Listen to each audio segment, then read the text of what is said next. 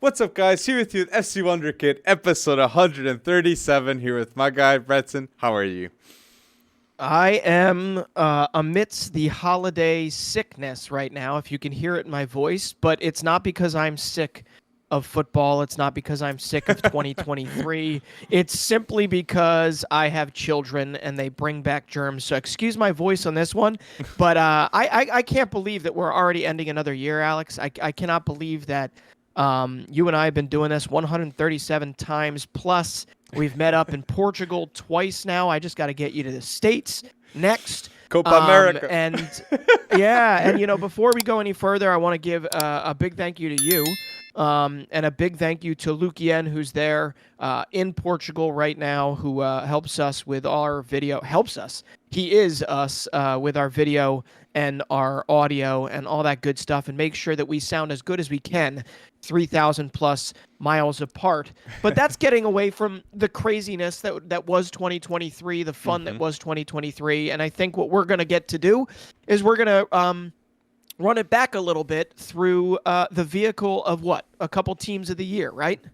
Yes, we're going to do the team of 2023 in general, any age group, and we will doing the under 23 team of the year too. So we're going to have two special teams that is going to be a recap of how good the year was after the World Cup, which it was eternally special too. Like Mbappe scoring a hat-trick, Messi doing what he did, and a lot of decisions, bold decisions will be made. I want to know your midfield, your attacking trio, and your center back duo that I'm sure a lot of people could disagree too. But put down below your team of the year and your positions that you disagree with us throughout the video. And don't forget to like this video. It's a special video, the last one of the year, episode 137. So it's just a huge way of you guys saying thank you.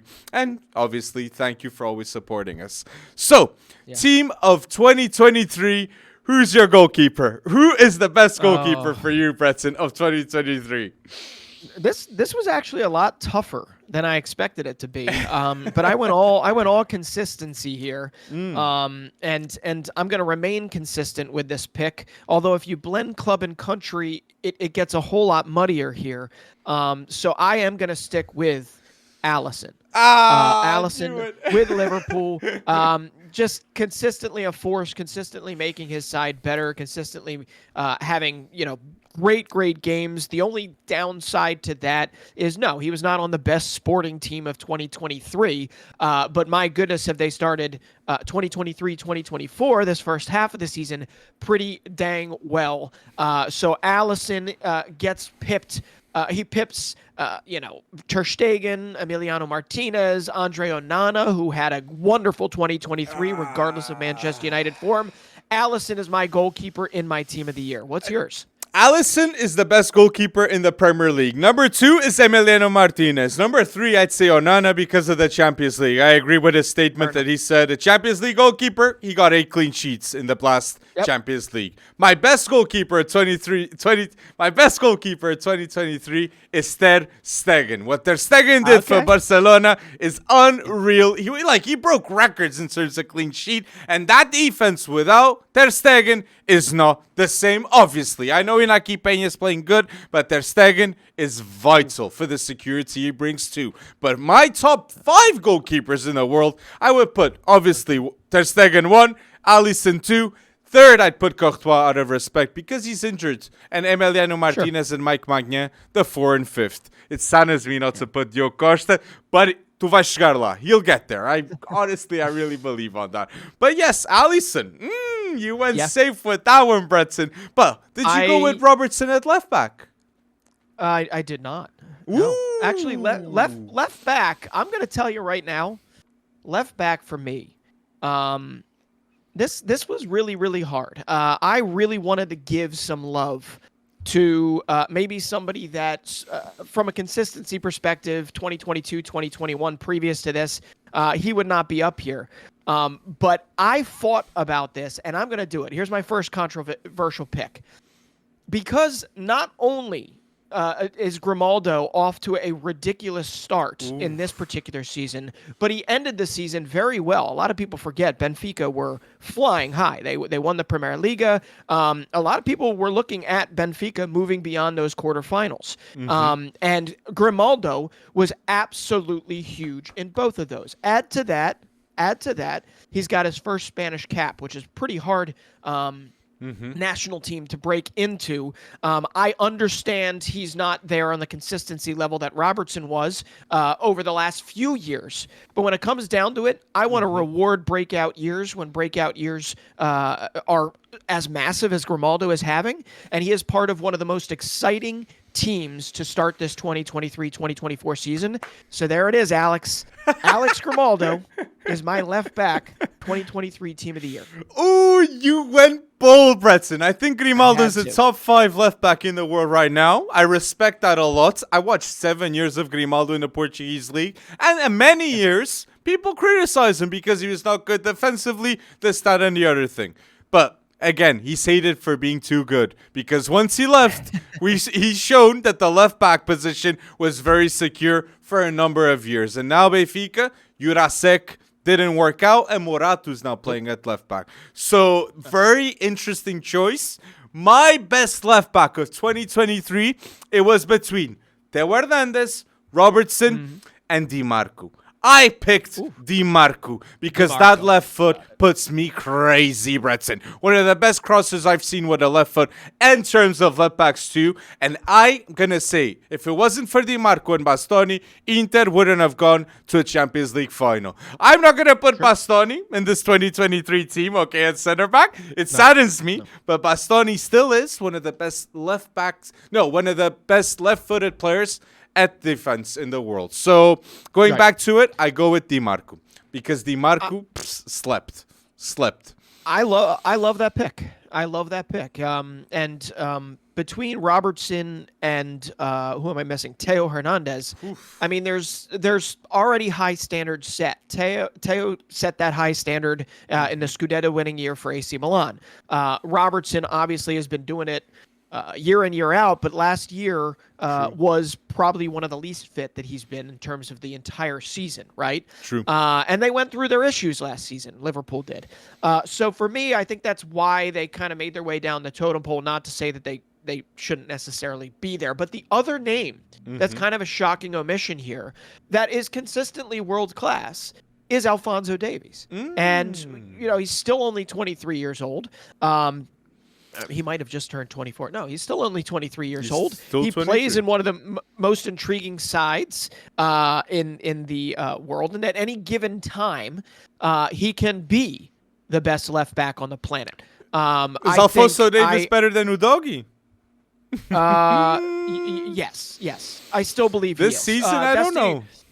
Well, we'll see in that U23 team of the year. I mean, I'm definitely going to be looking at more, younger than 23 and above. But there are some omissions from this particular team that definitely need to make their way into that U23 team. So left back, I think, I'm going to say it, is probably one of the weakest positions in this entire team of the year, right? For me, I mean, DeMarco has been solid, but I don't think most people on this planet that track world football are like, Federico DeMarco is the best left back on the planet. No, but they say that Theo Hernandez is the best left back in the world when they see Mbappe and Theo Hernandez in that left side. In international football, I think the terms change massively. And even Robertson for Scotland, he's a hero. Sure. He's an icon. Yes. But yes, the best left back is Di Marco in my opinion. But now, center back duo. Okay, this is a position that we'll have discussion. If people don't agree with us, it's going to be the comment section that we're going to see discussion. But please let us know your thoughts. Bretson, what are you thinking here? Oh man, you're making me go first. Okay, I've got a safe one and a less safe one. Ooh. Okay, we need to remember things that happened at the beginning of last year, right? At the beginning of last year was the culmination of Manchester City's treble. At the beginning of last year, at the beginning of 2023, was the culmination of Manchester City's treble. It was the culmination of Napoli's historic 30-year wait, I believe it was, 30, to win 30. the Scudetto. Yes. So that is why my two center backs coming into this have been healthy the majority of the year. But nobody can argue that Ruben Diaz was not, right, the cornerstone next to John Stones too, I would imagine, in that defensive push for Manchester City's treble and that amazing second half of the season form that led them to the treble. So my easy choice for me is Ruben Diaz, although I think John Stones, while he was playing a little more DM, whatever you want to call it, could be a shout there. I'm not putting him in here just because Manchester City was one of the best teams of all time in that 2022-2023 season. My center back pairing for 2023 Team of the Year is Ruben Diaz, Manchester City, and Kim Min-jae. Kim Min-jae for Bayern Munich. Listen, I think I'd put it comes Bastoni down ahead of Min-jae Kim. That's fine. That's okay. Kim, I believe you have to remember Napoli's form was still okay. It wasn't amazing heading into the second half of the year, but I believe that in omission, he missed, right, the second leg of that quarterfinal tilt. I believe it was quarterfinals, right? Yep. Against AC Milan. Mm-hmm. I believe if he was not missing in that game, Napoli would have danced a little bit further. Okay? And Kim Min-jae coming in for Bayern, that's no easy task, considering the totem pole that this guy has climbed to get to where he needs to be right now. So again, I'm rewarding consistency. I'm also rewarding the breakout aspect of this. While I do understand Bastoni has been class for years, that is also a massive team element there between Serbi, between Bastoni, okay. So I am going with Kim Min-jae's ability to kind of traverse from Serie A to Bayern and immediately have a calming effect for the most part at Bayern. I mean, he's the least worrisome part of the Bayern project at the moment under Tuchel. So Kim Min-jae gets my love, although I know I'm going to get beat up in the comment section. You're gonna be beat up in the comments and by me, Breton, because Min-jae Kim will not be in my top 3 best center backs of 2023. And disagreeing with that, my best center back duo of 2023 for me is Ruben Dias, a European treble winner. That without him, it would be a lot more difficult to have defensive stability. And John Stones too, great shout out. Agreed. And the pair is Ronald Araújo. That who can beat Ronald Araújo in a one-on-one duo? Easily. No one. And Vinicius Jr. has a lot of trouble with Ronald Araújo. And for me, the best center backs in 2023, I'm going to put Ronald Araújo, I'm going to put Ruben Dias, I'm going to put Bastoni, Acerbi, I'm going to put Virgil van Dijk, Saliba, and maybe then Min-jae Kim, Breton. Okay, and Militao for his first half of 2023 deserves a shout Rudiger. at least. And Rudiger. One of the best free transfers ever in the history of football, maybe. and one of the last men standing. That Real Madrid late win, right? Lucas Vazquez win. They're down Nacho now? And Nacho will be out likely 2 to 3 games. Yeah, so Aurelien Tchouameni, buckle up, bud. You are now a center back for the foreseeable future. You're mentioning Tchouameni. I'm sure we're going to be talking about him in the defensive mid-talk, but who's your right back to finalize this defense? Yeah, I am, again, going up. This was hard. I'm going to go real safe here because I'm going to go with who has been the most exciting to me to watch. And while I love everything that Kieran Trippier has brought to Newcastle and everything that he has done, and I love Kyle Walker with Manchester City. I know some people think his form has dipped as of late and all that good stuff, and he is going to go down as one of the best right backs in Premier League history. The best, Breton. Kyle Walker is the best Premier League right back ever. I'm sorry, Neville. I'm sorry, but he's not better than Walker. The way he locked in Vinicius Jr. in the Champions League. I'm with you. I'm not going to dispute that right now, especially in our end of the year 2023. Only civility and love from me this time around. But I am going to, again, reward who I love to watch, and that has been Achraf Hakimi. Yes. Achraf Hakimi coming off that World Cup.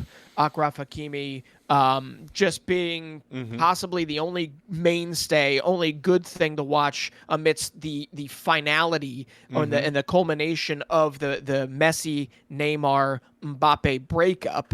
Hakimi was always there. Hakimi is still one of the best, if not the best, right back on the planet, especially when you factor in his age and how long this guy is going to be around. 25. So Achraf Hakimi, 25 years old, yeah.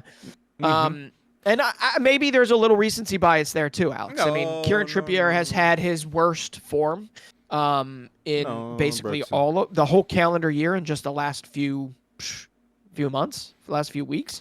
So Achraf Hakimi for me, kind of a cop out. Who's your right back? I think you're talking Fox, Breton, because Achraf Hakimi is the best right back in the world in terms of playmaking ability, the vision he has, the pace he has, the fact that PSG have maintained him for so long. Like, makes him, honestly, a bit underrated because he's not talked about enough. And in the Champions League, I hope PSG remind to the world that right side, that right back slot has the best in the world, in my opinion, too. Best right backs in the world is Achraf Hakimi, number 1. Trent, number 2. I know he plays an inverted role, but still he's vital. Trippier will go down as one of the best Premier League right backs too in the history of the Prem, and Kyle Walker too. I completely agree with the respect that you're giving him, because if it wasn't for Kyle Walker, it wouldn't have been a lot more difficult to lock in Vinicius Jr. And Jeremy Frimpong should already be in the top right back talk right now, because Frimpong has 7 goals and 10 assists, and Frimpong, in my view, is already top 5 this season. In 2023, 2024. So he just needs to keep on going.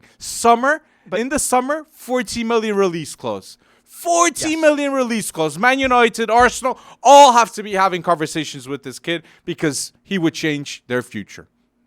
Man City, too.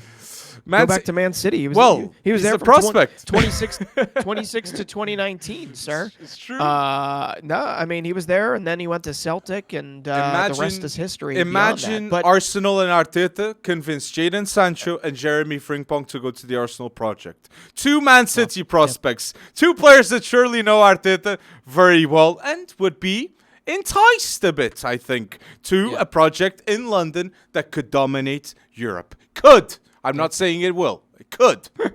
So let's wait and see. It'll be a battle. It'll be a battle. But you do need to repeat that it will be the summer of 2024 that release clause goes into effect, not January 1. So there won't be much talk about Frimpong from here on out. But we'll talk about Frimpong later, I have a feeling. Yes. But the question that I was going to have, and you kind of already covered this, and I'd love to hear what other people say. If Jeremy Frimpong was 24 and we didn't know there was a U23 team of the year coming right directly after this, what more could he have done except maybe do what he has done this past season for Arsenal or for Real Madrid? What more could he have done to be top right back? Let's put it like this. In 2024, he could be the best right back in the world considered. How? Leaving Bayer Leverkusen and going to a United and Arsenal team and being established as world-class for many people, having a strong Euros for the Netherlands. He could be a surprising player next to Xavi Simons and lead up to a semi-final or a final. So if those things happen, and Bayer Leverkusen is champion too with Xavi Alonso, with even more assists and goals, Frimpong will be widely seen, definitely as a top 3 right back in the world. So, or the best. Let's see. Let's wait and see. But my best defense of 2023, so I have Ter Stegen in goal. I have left back Di Marco, and my 2 center-back pairing with Ronald Araújo, Ruben Dias, European treble winner, and my right back is Achraf Hakimi. The playmaking is through the roof, and the speed. Semi-finalist, first African team ever in the semi-finals of the World Cup, and he had a hand. So, important.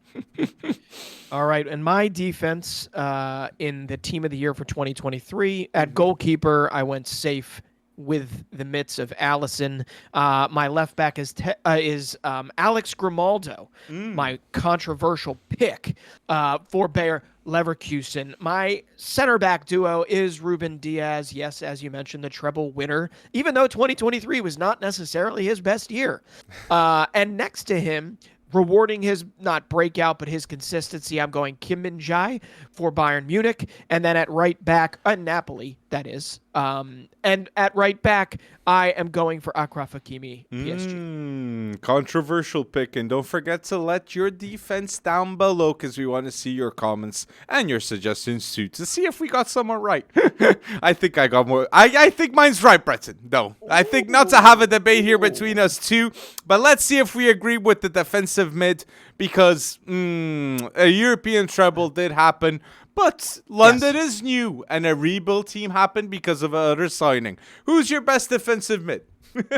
I think you've set it up very nicely. I'm going to go for the safe pick here. We know what Manchester City looks without Rodri, and we also know what Manchester City looks like with Rodri. One is a treble winner, and the other is one win in 6 matches. So I am going to have to say Rodri here, Manchester City, but I do completely understand the other side. Declan Rice winning the Conference League with West Ham. I know David Moyes is right now trying to basically say, what more do you all want from me? What am I supposed to do? I don't have a foreign country or I don't have a state fund backing me with massive transfer bucks. What more can I do? I win the Conference League. I get you $100 and some million for Declan Rice, and Declan Rice walks on over to Arsenal and becomes he becomes the most important person in that side without missing a step, and they are currently at or near the top of the table. Are they at the top of the table? Or is it Liverpool? It's Liverpool. I understand where you're coming from here, Breton. The best defensive mid in the world for me is Rodri, but it's a hard discussion between Rodri and Declan Rice. Why Declan Rice? Because what he did, the Conference League, as you mentioned, and he's the most important player of Arsenal. But it's hard not to say Kimmich. Like, Kimmich is 28. Expect a remontada in his career. Please go to Barcelona. Barcelona needs you, and Kimmich, I think, needs Barcelona to be considered once again the best defensive mid in the world ahead of Rodri and Declan Rice. Because now it seems to be flip the switch. But the best defensive mid in international football for me is a player that could be playing center back for Real Madrid the next couple of months. It's Tchouaméni. Tchouaméni for the French national team is unreal. And when he plays at defensive mid, it's almost like he's two players. Two players at once. He's ridiculous. And he's vital for that team. So I wanted to give a special credit to that. And Ugarte and Palhinha are 2 defensive mids that for me are in the top 10 discussion, and they were at Sporting with Ruben Amorim. That was key in their development. And at PSG, Ugarte, in terms of ball winning midfield, he's one of the best in the world right now, no discussion. So I wanted to give credit to those players too, because they've been vital for them for their teams. Or Zubimendi. Absolutely. Forgot Zubimendi. Zubimendi, Real Sociedad's key engine. Hey, I mean, if we're gonna keep going, little Mats Wiefer love would be there from a breakout perspective, but nowhere near the team of the year. Well, we're talking under 23. We are. You're right. I don't even know if I have him there for my under 23. I have to go back and take a look. I've already forgotten. That's what this sickness is doing to me. All right. So who else is in your midfield then? So my best midfield of 2023, I have Rodri in the defensive mid slot. I have Jude Bellingham, and I have Kevin De Bruyne. Jude Bellingham is the best midfielder in the world right now, but Kevin De Bruyne has been injured, and we haven't seen him in the Champions League. I'm dying to see how Man City will be playing, and imagine a Champions League final between Real Madrid and Man City. Jude Bellingham versus Kevin De Bruyne. Who is the best midfielder and maybe the best player in the world? Or Jude Bellingham, Haaland. I'm focusing on the wrong 2 players, maybe. Oh my days! But it's so mad that they were both at Dortmund. It is so mad. Although Jude Bellingham was not. I mean, he was basically a different person at Dortmund in terms of how he was used, right? True. It took Ancelotti to unlock what we're seeing right now. That's for dang sure. I've got another controversy here. I've got at DM Rodri for Manchester City. I have Jude Bellingham, Real Madrid, 14 goals, 7 assists last season for Dortmund, which I don't think people realize that he actually did score quite a few goals for Dortmund as well. And then he moves to Real Madrid, and he's automatically becoming a flippin' legend. 17 goals, 5 assists in 20 appearances, and he's literally catered to by one of the best managers on the planet in Carlo Ancelotti. So that is a shoo-in. We've already talked about that. Whether or not we put him in the U23 as well or replace him with somebody else, that's the question. But my midfield 2023 team of the year, Rodri, Manchester City, Jude Bellingham, Real Madrid, and then my nice little controversial pick here because he's been such a consistent factor for a treble-winning team. Can you finish the sentence here? Who is it? It's not Kevin De Bruyne. Bernardo Silva. It's Bernardo Silva. Yep. I'm rewarding consistency. Always there. Pep Guardiola probably would say it himself. Kevin De Bruyne, when he's healthy, 100%, undisputed starter in this 2023 Team of the Year, for dang sure. But Bernardo Silva, if you take away his performance in the first leg versus Bayern, and you take away his second leg performance on their march to the UCL title second leg performance against Real Madrid, and I don't think Manchester City are winning the dang thing. Bernardo Silva, while he doesn't, call for the same attention that Kevin De Bruyne does, he doesn't have that same difference-making capability game in, game out. He very much showed up for Manchester City in their run to a historic treble last season. I'm going to reward that because I don't know how much more he could do, right? How much more he could do to get into this Team of the Year. I don't think he could do he that could play other De places. Bruyne, Breton. I understand what you're saying about Bernardo Silva, but it's the attention of Bernardo Silva and De Bruyne. It's both added. I don't think Bernardo Silva would have be given that space without Kevin De Bruyne too. Well, let's take it a step further then. Bernardo Silva for Portugal hasn't played his best, but you guys have been a pretty formidable side in all of 2023. Bruno Fernandes has been the best midfielder of Portugal. Right, but Bruno Fernandes didn't win the treble. Right. True. So I am taking into consideration here country when it comes as well for that, and on top of that, we are not. I mean, you can't give equal weighting. I understand that to the first half of 2023, 2024. But again, I'm rewarding consistency. I think you and I had these same battles last season too. When I think I was in Portugal at this time, we were talking World Cup, but we were doing these teams as well. And it for me, it just feels impossible not to have Bernardo Silva in this Team of the Year. I respect on that. how omnipotent he has been for them. And I have to reward that. I get De Bruyne. I get De Bruyne. But he hasn't been there this first half of the season. And Bernardo Silva is just, I mean, to me, he deserves it. I think the only player that I had like constricting thoughts like Bernardo Silva was I have Rodri, I have Jude Bellingham, and I have Kevin De Bruyne. My biggest snubs are Bernardo Silva, true, but I think another Declan Rice and another player is Valverde too. It was very hard for me not to put Federico Valverde in this team because of all the defensive action he has and offensive actions that he caters to. He's a two-edged sword. He can do everything. Federico Valverde. So it's an interesting one. Before we move on from my 2024 pick, and I want to see him take another step. Nowhere close to the Team of the Year, but you got to give some love to the most assists provided in the calendar year. Does not go to De Bruyne. It does not go to Bruno Fernandes. It goes to Joey Veerman of PSV. Was doing it in the first half of the year for them, has broken into a very intriguing and growing and still relatively young Dutch national team under Koeman. And I want to see in 2024 him take that next step.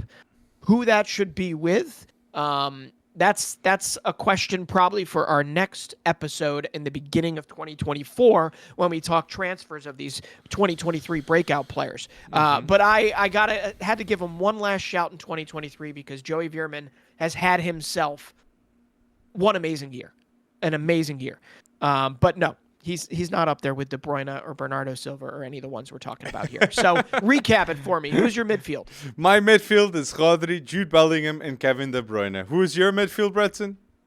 My midfield is Rodri, Bernardo Silva, and Jude Bellingham. And if it was me, they would be saying Portuguese bias. So I'm happy it was you, Bretson.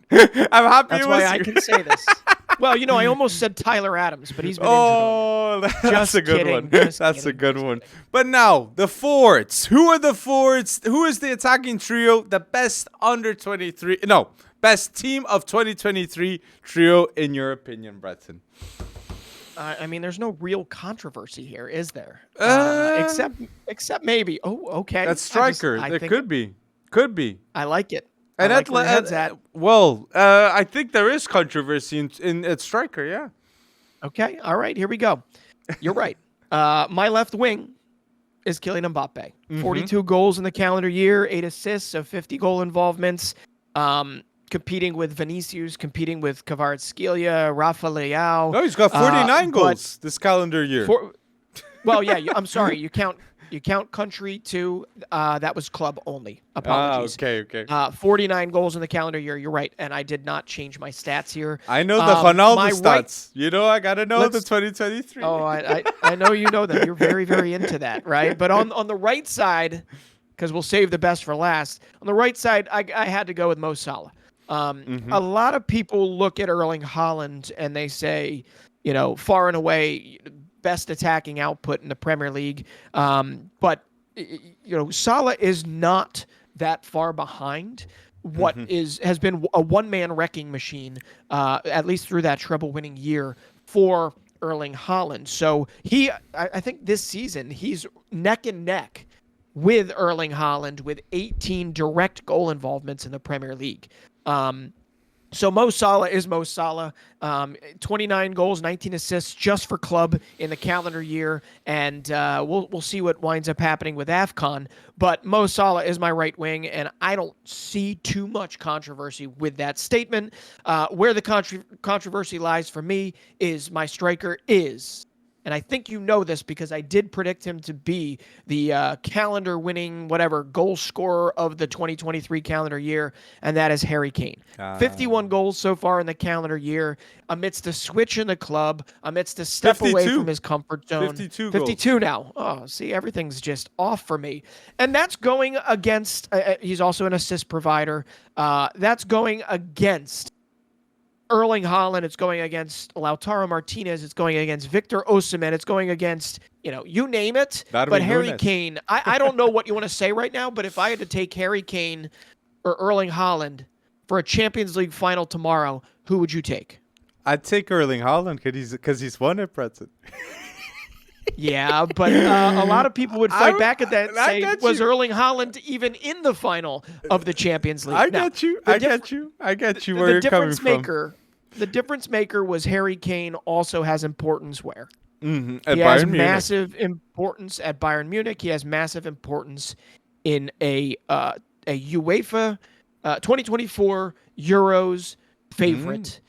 Waltzing through qualifying because of Harry Kane wearing the captain's band at times. You factor that in, and you factor that against Erling Haaland's impact for Norway. I get it that there's two different talent levels for teams, but Norway barely put up a fight in that Euro qualifying. I think it's a good argument. Biggest disappointment. I think it's a good argument. And we didn't mention Odegaard in all this. We mentioned a bit Bruno Fernandes too, but I understand where you're coming from with Harry Kane in front of Erling Haaland.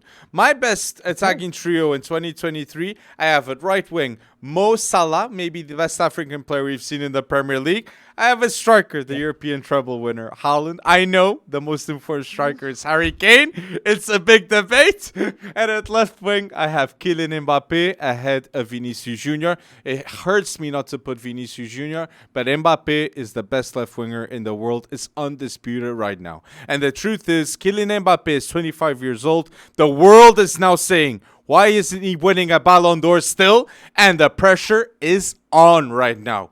Kylian Mbappe must be a Ballon d'Or top 3 player in the next 5 years, which I think he will be without injuries. No doubt. But he must win. He must win. And winning is with a Euros win or going to Real Madrid, which I think will be the best decision for him to do. Well, I don't know. Maybe Liverpool with all this controversy, but we can save that knows? for another episode. But Kylian Mbappe for France, Tchouaméni for France, Theo Hernandez for France. They're all the best in their respective positions. And he's a leader at 25, captain of France. How cool was it to see Kylian Mbappe share the pitch with his 16-year-old brother making his debut for PSG, Ethan Mbappe, at 16 years old?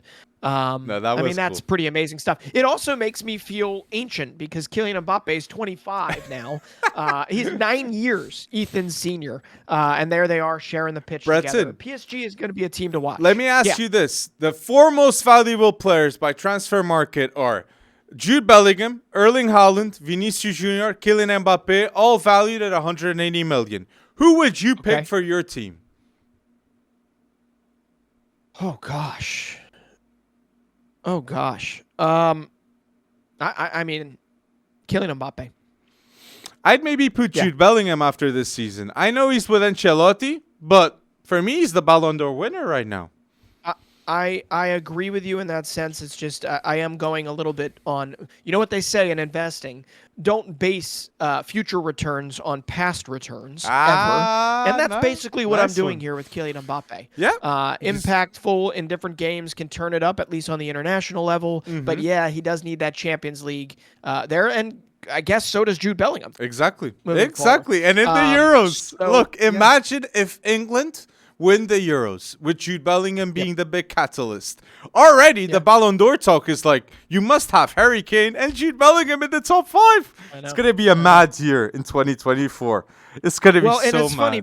It's funny because on the right side, we've barely even talked about, I know what the comment's going to say. It's going to say, but does Bukayo Saka play golf? Very important for England. Always there. I think a lot of what he has done for Arsenal hasn't necessarily shown up on. Will we though? Hasn't necessarily shown up on the stat sheet as much as I think we're giving him credit for. So yeah, Bukayo Saka, I think, has, I don't know what he needs to do. Probably win a Champions League or we'll see. Win the Premier League, win a trophy. But Bukayo Saka is not done being heard from. 2024 is going to be just as big for him. I'll be mentioning Saka ahead, okay? I'm not hinting anything, but if you know, you know, people. My best team of 2023 is Ter Stegen in goal. Then at left back, Di Marco, Ronald Araújo, Ruben Dias, and Hakimi at right back. Best midfield, I put Rodri, Kevin De Bruyne, Jude Bellingham, and my attacking trio with Salah, Haaland, and Kylian Mbappe. It saddens me not to put Vini, nor Griezmann, nor Bernard Silva. All world-class players. But this is a world-class team.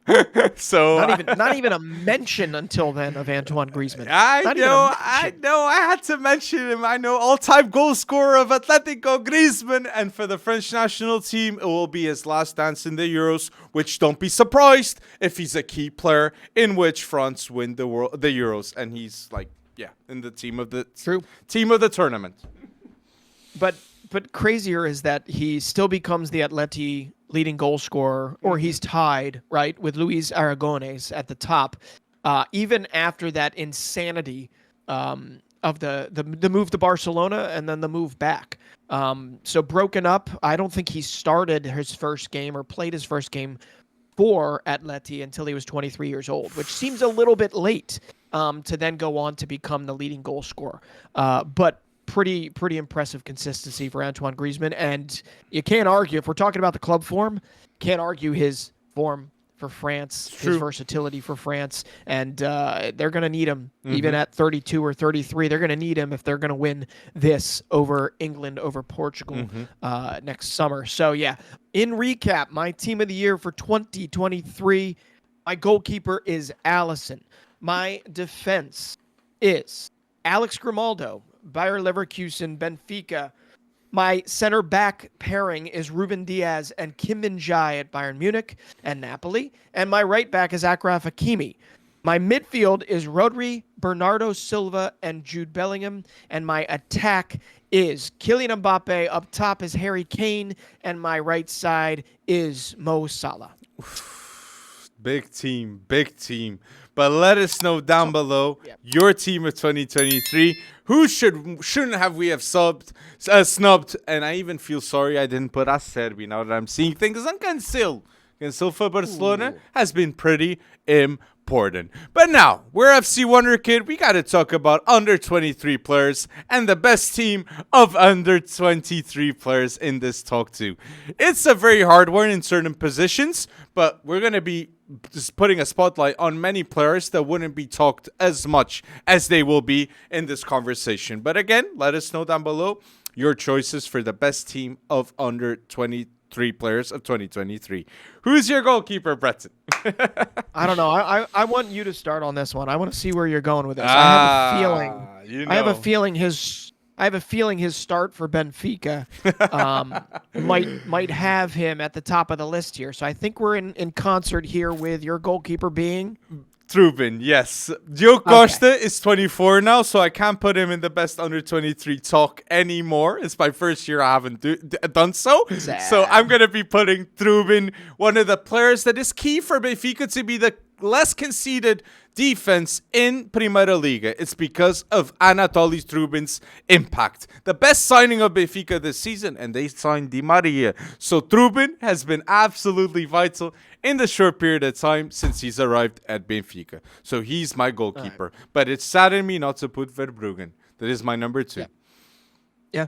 I'm with you there, but I think Anatoly Trubin going from what he's done for Ukraine as well, but also going into Benfica, it was a little shaky at first, and now I think in just the last month, he's already he's won himself quite the following at Benfica and quite the love at Benfica. The love deservedly so. Britain. There's a lot of people that still hate him, unfortunately. He still needs to convince a lot of people. Yeah. Watching the games at the stadiums back? Yeah, there's a lot of people that do back and I don't agree with those people, okay? Watching those games live in the stadium, I see some people criticizing Trubin still, which is blasphemy. Blasphemy. Yeah. Just putting a kid more nervous. And you're a keeper. The only other and he's so young too. I mean, he's going to grow into this, and he already has a lot of the physical talents to become a world-class goalkeeper, a world-class goalkeeper. He's only going to improve more and more each time out, whereas I think Vlachodimos hit his ceiling a very long time ago, as Forest fans found out the other day. But the only other guy that I would mention, you mentioned Bart Verbruggen, wonderful shout there. Great seeing him get a few starts. Meslier, but James Trafford, I think, is the other one that surprised us with a wonderful, what was it, a U20 World Cup? U21, yep. European U21 World Cup. European. Euro, yeah, that's right. Euros, you're right. And then following that, Burnley opened the books.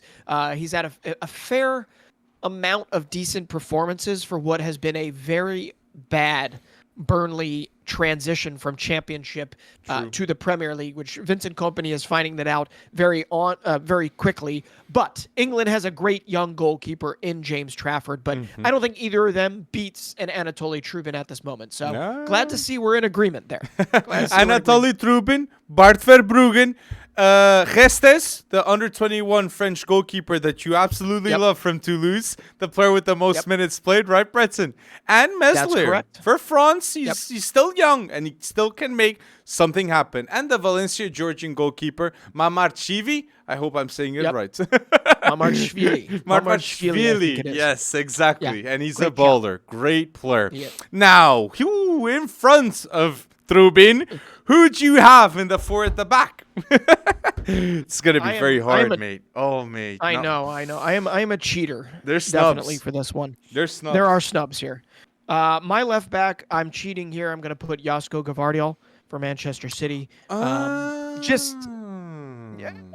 Leipzig did win their second consecutive DFB Pokal, and then he comes over, and while he hasn't been insanely dominant for Manchester City, if you can come in and transition into a Pep Guardiola-led team without turning anybody against you, then Gvardiol has done enough to Croatia himself here. He was in the team of the World Cup. Like he's 100%.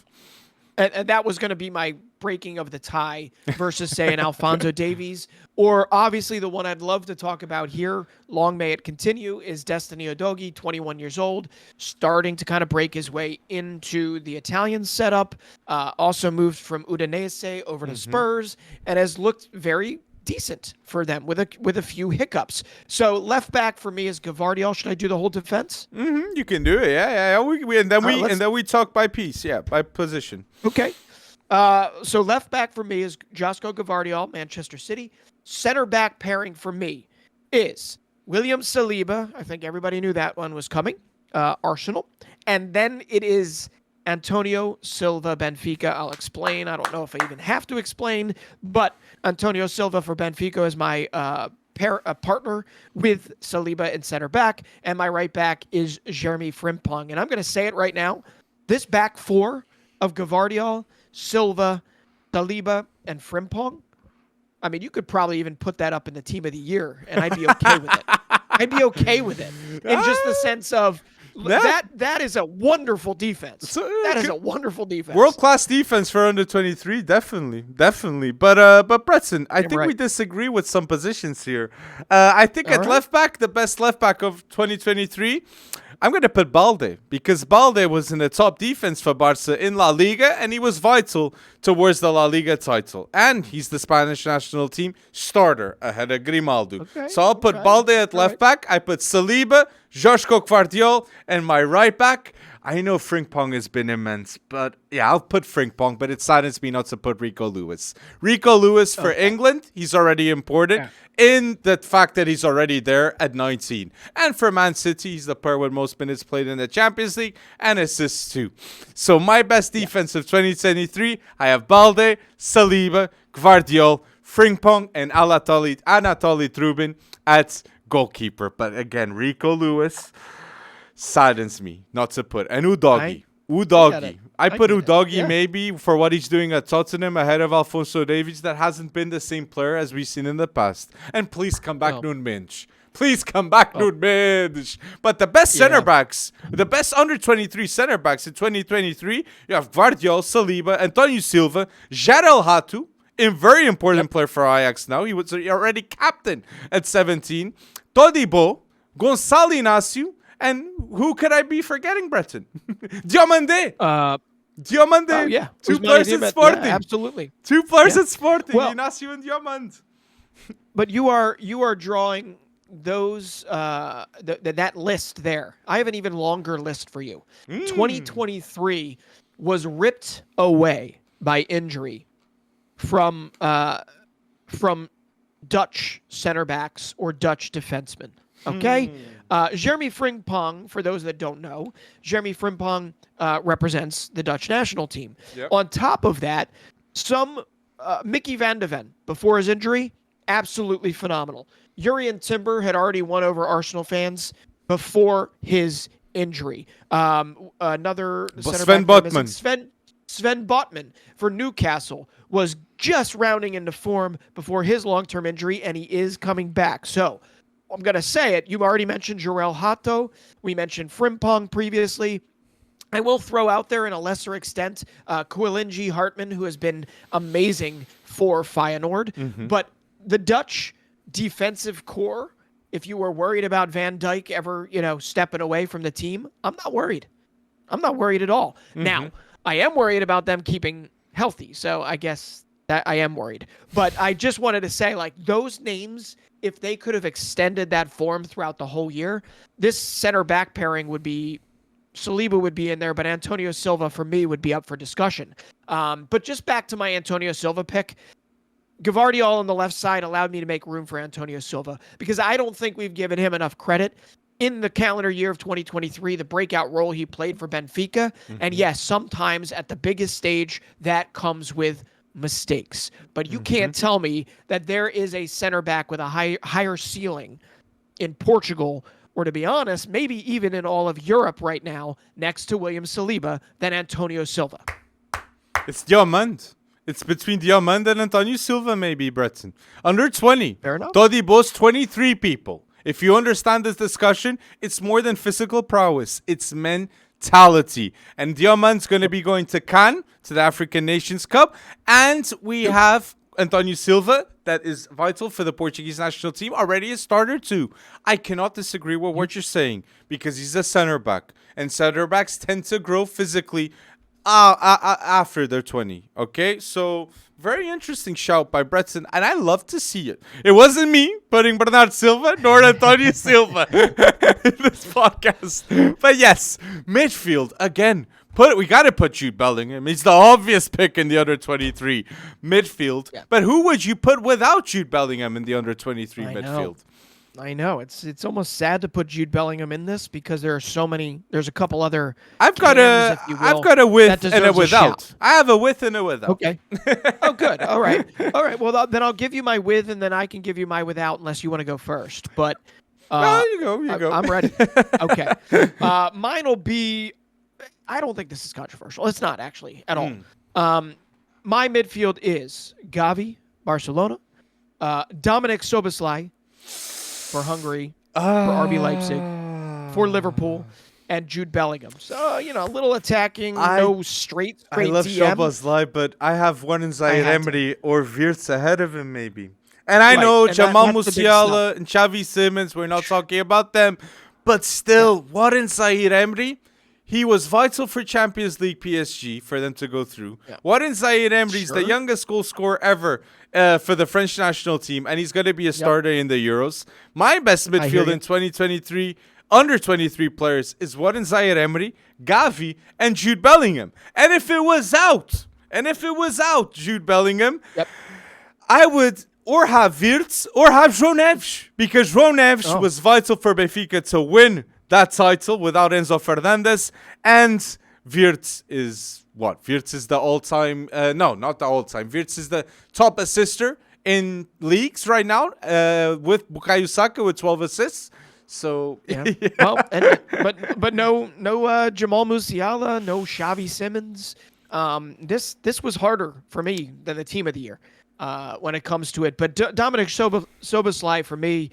come on, going from RB Leipzig to Liverpool, having a ridiculously outsized impact already on the season at hand. Won a DFB Pokal with Leipzig, second in a row before leaving. And then what kind of was the cherry on top? And I know Zaire Emery wound up being the youngest ever to score for Les Bleus, or the youngest ever to win a cap for Les Bleus in over 100 years. But Dominik Szoboszlai, not single-handedly, but he led at 23. He led Hungary to 2024 Euros next summer. And on top of that, they have the capacity to make it out of their group and, I don't know, surprise a few people in Germany.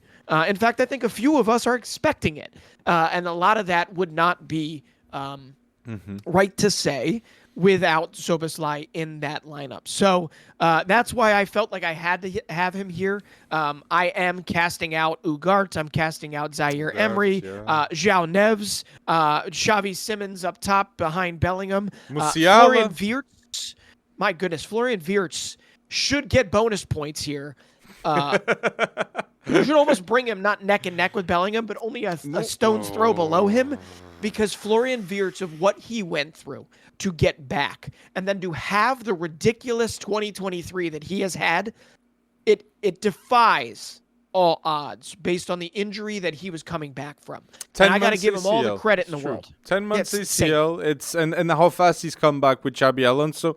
Bayer Leverkusen wouldn't be unbeaten, and they wouldn't have 81 goals scored without Florian Wirtz, with Victor Boniface, the duo that makes everything tick at Bayer Leverkusen. But if we were to do a start bench Selbretzen with Gavi, with Wirtz, and with a Xavi Simons, how would you do it? With Gavi, Wirtz, and Xavi Simons?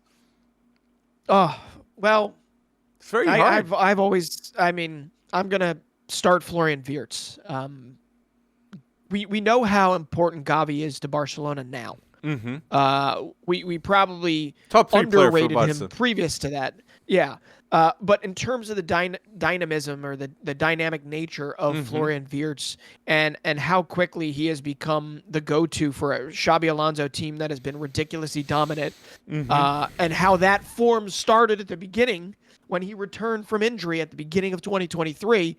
I got to say start Florian Wirtz. I got to say bench Gavi, and I'll sell Xavi Simons. I agree with you As much as I love Xavi Simons, I agree with you totally. The first half of the year was PSV Eindhoven, right? Amazing.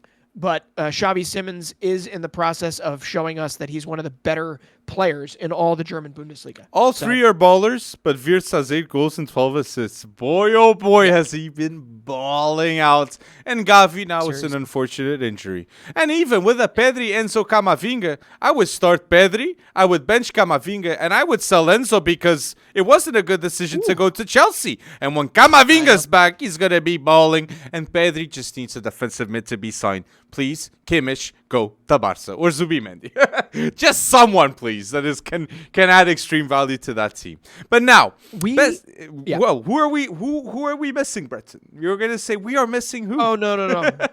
You had just mentioned Enzo, and one of the big things with Caicedo, with Enzo, Romeo Lavia, who has come back. Great to see him back in training for them. Mm-hmm. All of these guys that they have signed to long-term deals. One of the things that I'm not going to say excited about, but that I'm interested in seeing in 2024 is that when things go south or when they fall down the pecking order, and I'm not suggesting that any of these great players are going to fall down the pecking order at Chelsea, but if they do, I'm really interested to see with these long-term contracts how much mobility Chelsea has with offloading them. That's true. And that is going to be something that has got to be watched. And I didn't mean to go on a tangent here for that, but we're already starting to see like Axel Disasi and Benoit Badiashile might be wanting to step away from Chelsea. Mudryk, right? I've seen some news too. I don't know if it's true or not. But Mudryk might be necessary to move out of Chelsea to get the best player. So, yeah, Breton, you're going into a tangent, true, but in an important tangent it is. Let us know down below what is your thoughts about the Chelsea future with Todd Boehly. But attack here, I'm interesting to know because you sounded quite receptive towards talking about Saka ahead of in this episode. Yeah, no, I don't have that much boldness here. My left wing is Vinicius Jr. My striker is Erling Haaland. Kind of a cheat because I didn't have Erling Haaland in my team of the year. So I felt like I could put him here at 23. He gets relegated only because of his form for Norway, though. That's it. Right wing for me here is Bukayo Saka. Although I think I'm going to annoy a lot of people. I think I'm going to annoy a lot of people here because Saka is not my right back, not my right wing. Saka is not my right wing, Breton. But before you even put his name out there, I do agree with probably everything you're about to say on that right wing argument because he has sneakily, if you're going to say the name I think you're going to say, he has had one of the best seasons, obviously the best seasons of his career. So he deserves to be here when you say his name. But for me, Bukayo Saka, while his stats don't necessarily match up with who I think you're about to say, he has been an Iron Man. Yeah, man. I got to say Saka, though, so I got to know who's your right wing, man. So my best attack in 2023, under 23 players, I've got Vinicius Jr. left wing. I've got Erling Haaland striker. And I have at right wing, sorry English fans, is Rodrigo Goes. Rodrigo Goes, in his last 9 games for Real Madrid, he's got 8 goals, 5 assists, 3 man of the match performances, and 35 successful dribbles. If you're not watching Real Madrid because you only watch Prem, I'm sorry people, but Rodrigo has been carrying a Real Madrid team next to Jude Bellingham without a striker nor without Vinicius Jr. Imagine telling people last season that Real Madrid would be the position that they're at without Benzema and without Vinicius. People would say you're mad. And it's because of Rodrigo Goes' importance. And even another stat to back what I'm saying, Bukayo Saka's all-time stats for Arsenal is 202 games, 46 goals, 52 assists. Rodrigo Goes' all-time stats for Real Madrid is 189 games, 47 goals, and 38 assists. I guarantee you people, when he gets to 200 or to 202 in this case, Rodrigo will be a lot closer. And in my view, for what he's done to be at Real Madrid, at Galactico, it's very hard to stay at the top. And in a team like this. I go Rodrigo Goes, but I do respect that Bukayo Saka is one of the best players of the English national team, and he is one of the best players, if not top three, with Saliba, Declan Rice, and Saka in this Arsenal team. But I pick Rodrigo Goes. There you go. So I thought you were headed in that direction, and I said down here, I was like, there's actually a very solid argument to be made about Rodrigo over Saka. Saka, for me, his importance goes beyond, though, Arsenal to England. And there's a minor little caveat to your career statistics with Arsenal right now. Didn't he spend quite a bit of time playing at left back, a little more defensively at left back? True. Yeah, I do remember that he was a Swiss Army knife in his breakout seasons since Arteta took over 4 years ago. But another counter argument is 202 games. He started a lot of them because of his quality too. But Rodrigo has 189 games. A lot of them is coming out of the bench. And let's remind that one of the biggest iconic moments of this decade of Real Madrid comes from a header of Rodrigo Goes against Man City. That if it wasn't for him, they wouldn't have won the Champions League, nor Benzema wouldn't have won a Ballon d'Or too. So already at such a young age, Rodrigo is vital and a reference. Yeah. But I'm mentioning Rodrigo in Brazil. Do we think that in the 2024 best team of the year, we're going to have Hendrik or Vitor Roque present? Oh, that is the question. I think it's more likely that we see Hendrik under Ancelotti in the 2024 team of the year. I don't know, assuming Ancelotti stays, then we see Vitor Roque here. I think Vitor Roque comes in January for Barcelona, and because they're the team with most chance missed and the team with the less efficiency in La Liga. I think Vitor Roque could come to La Liga, could start, and could have more than 10 goals in La Liga straight away. And that would be massive. He's starting. Barcelona's midfield stability is more of a worry for me in terms of how successful Vitor Roque is. CDM, with him getting started. So, Barcelona needs to get that right. I know they'll probably look for a loan, or they'll probably, it just feels weird seeing Laporta all over the place going, we really like this new Super League, A22, blah, blah, blah. He wants money. He wants the ability to sign who he wants to sign. I get that.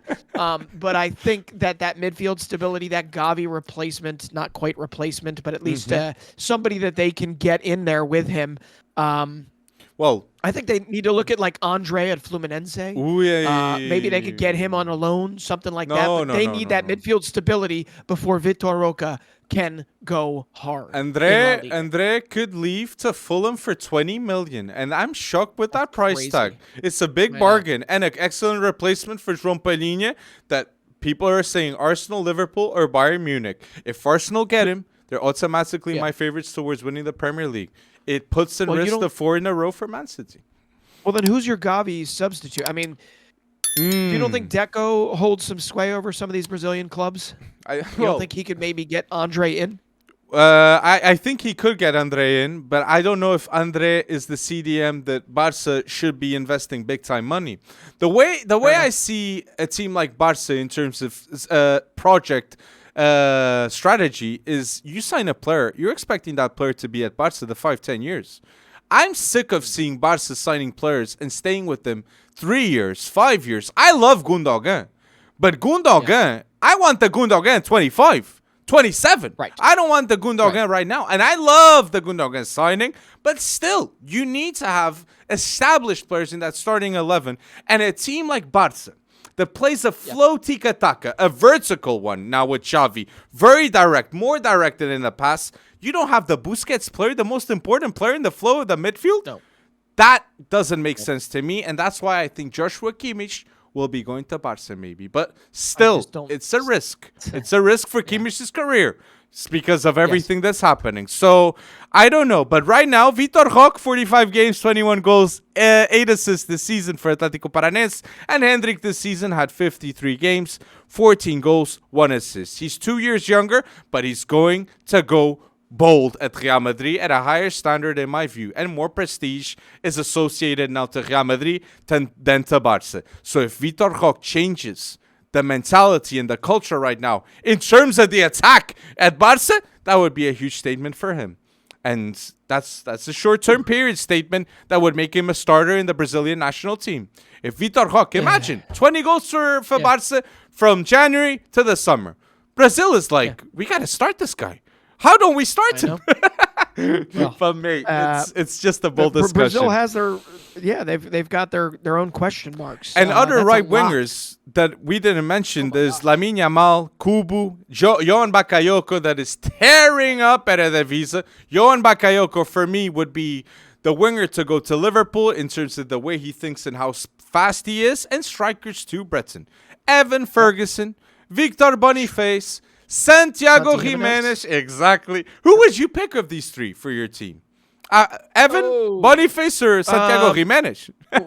I mean, I love Ferguson's finishing, but Santiago Jimenez has been an absolute Iron Man for Feyenoord. So I hate to say it, I'd pick an L3 striker over Evan Ferguson at the moment. But we on the left side too. We have written Cavaradonna out of existence in 2023, and he and Victor Osimhen are that duo is pretty much the sole reason why Napoli ended a 30-year wait for a Scudetto. That and Kim Min-jae and all and that Spalletti, stuff that we mentioned previously. Spalletti. Without Spalletti, Napoli doesn't do anything. Kvaratskhelia, Nico Williams deserves a shout as well. Yes. Breaking into the Spanish national team, also being immense for Athletic Bilbao, and also breaking from Inaki Williams from his older brother. They're not loyalties, but who they play for from a national team perspective. So tough decisions made in 2023 for Nico Williams, but he is now going to be one of the most coveted wingers, probably in the 2024 transfer market. Him and Kubu too at Real Sociedad. He's a bargain for many other teams too. So you got Nico Williams, Bakayoko, Takefusa Kubu. Like, you got many midfielders that will be changing clubs maybe next summer, and it's deserved so because of the quality that they are demonstrating. Another player, Lamine Yamal, he's 17. You never know how it goes in the next year.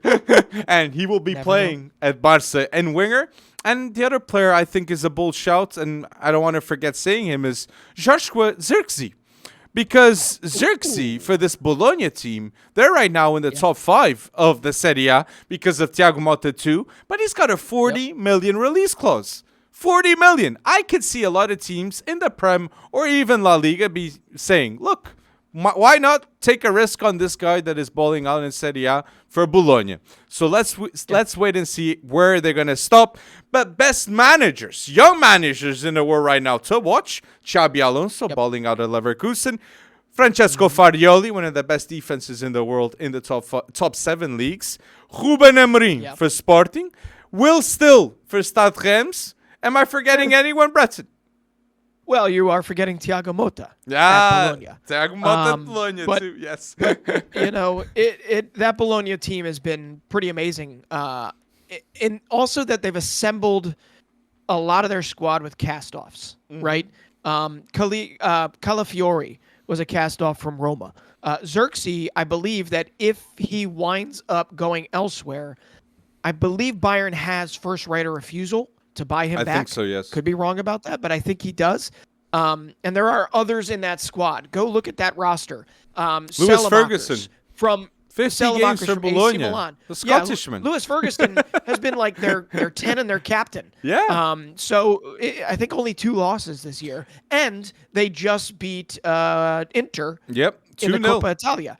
So this ain't a flash in the pan. We'll see how the second half of the season goes. But it is a great story that's brewing in Serie A. I know Napoli approached Thiago Motta when Spalletti stepped down, and Motta said, nope, happy here. Not going anywhere. Bologna has won seven Serie A titles. They've got their own history too. Napoli won 3. With Maradona big-time reliant and on Spalletti reliant, because no Spalletti, nothing. There's a MLS connection there. The Montreal owners and the Bologna owners are the same. So the No. Saputo family. So that's why you see a lot of Bologna players go to and from. Interesting one. Smaller players like Lewis Binks. I'm forgetting a few others. Help me out in the comments Didn't section. Hickey But yeah, played in Bologna? Aaron Hickey. Yep. Mad! Yep. They had Lewis Ferguson and Hickey, 2 players of the Scottish national team. Oh my days. That's good They'll go out and get scouting. Matt O'Reilly next. No, Celtic ain't selling him cheap. That is a player. There. Interesting player mentioned there at the end, Breton, for sure. And ending Xabi Alonso's form with Bayer Leverkusen, the first manager to be 25 games in the Bundesliga unbeaten, is 25 games, 22 wins, 3 draws. So let's wait and see what's going to happen until the summer, because if Leverkusen win the Bundesliga, it wasn't Dortmund to break the 10-year win of the Bundesliga title of Bayern Munich. It was Xabi Alonso. I never mentioned Boniface. I said Boniface in the Santiago Jimenez good. start bench cell there, and you picked Santiago Jimenez, so it was kind of mentioned. No. I take that back. Do not cut me. Do not put that online, sir. I missed the Boniface. I Wait, have him right here in front of me. Evan I Ferguson, missed him. Boniface, Santiago Jimenez. You would go with who?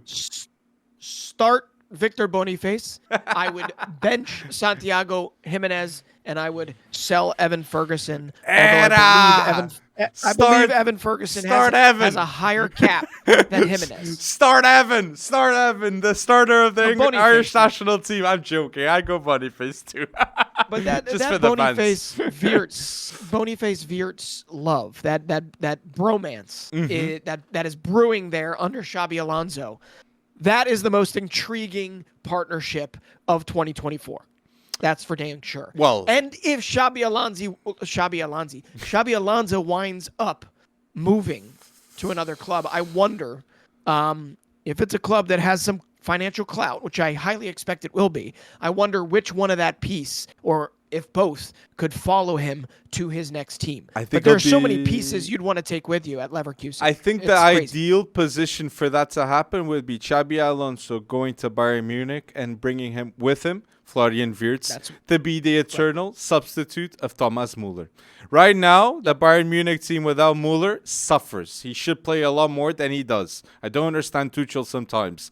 But if they get the best manager play in the Bundesliga and one of the best youngsters, if not the best youngster next to Jamal Musiala, everything would change. That's a bold discussion. But let us know. Do you agree with our team of 2023, our under 23 team of 2023? Let us know, what have we missed? And yes, next week we're going to have a break, people. We're not going to be putting out the Monday show on Monday, so don't expect the podcast to be coming out that Monday. But we will be back the following Monday, a lot stronger and with many more topics to discuss, because we'll have the Boxing Day reaction. We're going to have transfer news that's already happened, and we're going to have the leagues back. So we're going to have some big topics to talk about.